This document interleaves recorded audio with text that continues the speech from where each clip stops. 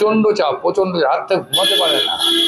রাত্রে 11টা নেই, 12টা নেই, 2:30টা নেই, সবসময় ফোন করছে তাড়াতাড়ি আপনি পাঠান, মানে স্ক্যান করে পাঠান, স্ক্যান করে পাঠান।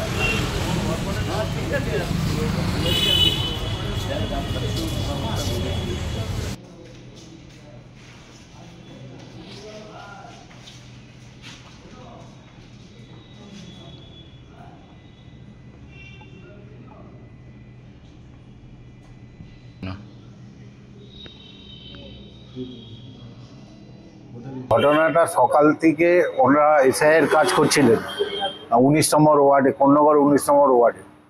তো সেখান থেকে অসুস্থ বোধ করে এবং অসুস্থ বোধ সেখান থেকে নিয়ে আসে আমার দাদা, এখানে এনে অ্যাডমিট করা হয় কন্যগর মাতৃসদনে। সেই মাতৃসদনে অ্যাডমিট করার পর কোনো there no responsibility of administration, central administration BLO. আচ্ছা, এখনও ডাক্তার বলছে সেরিব্রাল অ্যাটাক হয়েছে, সেরিব্রাল অ্যাটাকে ওনাকে চিকিৎসা রাখতে হবে। কিন্তু এতটাই অবস্থা, অর্থনৈতিক অবস্থা এত বাজে যে আমি এইমাত্র 5,000 টাকা দিয়েছি, ওষুধ কিনে দিয়েছি 1800 টাকার। এই অবস্থায় আমি সুপারভাইজারকে আমি বলেছি যে আপনাদের কোনো রেসপন্সিবিলিটি নেই, আপনি এসে দেখে যান, এখানে এসে বলে যান, দেখে যান পেশেন্টকে কি অবস্থার মধ্যে রয়েছে। ঘটনাটা ওখানে ওই টেনশনে হয়েছে। বিএলও কাজ করছিল। তপতি বিশ্বাস।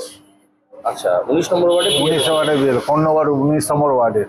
মানে কি মানসিক, একদম মানসিক। কারণ রাত্রিবেলায় ফোন আসছে, 10টা 12টা 1টা নাগাদ ফোন আসে, 2:30টার সময় ফোন আছে, আর এইখানে হরদম ওর ফোন চলে আসছে। এই এসআইআর কাজ করতে গিয়ে একদম এটাই টেনশনে 2 দিন ধরেই বলছে কি অবস্থা।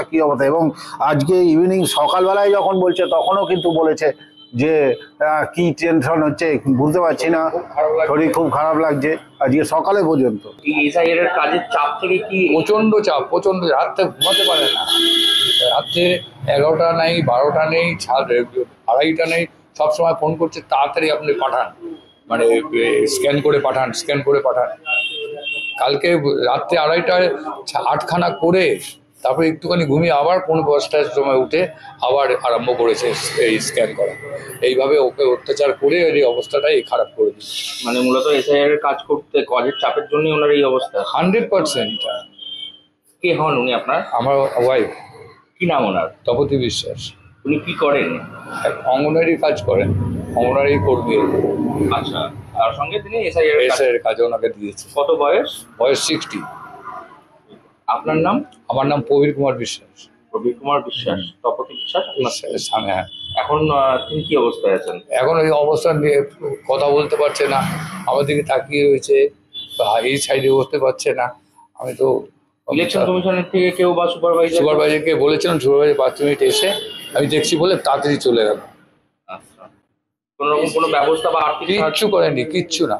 আমি ডাক্তারবাবুর সঙ্গে এইমাত্র কথা বললাম, প্রেশারটা খুব হাই এবং একটা স্মাইল স্ট্রোক হয়েছে ডাক্তারবাবু যেটা বলছেন, এবং পালস বিটটাও বেশি। আমি ডাক্তারবাবুদের বলে এসেছি, ডাক্তারবাবু আপনারা দেখে ভালো করে রাখবো এসেছিলাম, যে দেখে এখন যেহেতু সিনিয়র ডাক্তার এসছে আমি জন্য এসেছিলাম, বলে গেলাম দেখে যাতে ভালোভাবে চিকিৎসা পায় তার ব্যবস্থা করুন। কিন্তু এই দায়টা কার? নির্বাচন কমিশন থেকে কেউ যোগাযোগ করতে? ওটাই কেউ দেখছে, আপনারা দেখেছেন?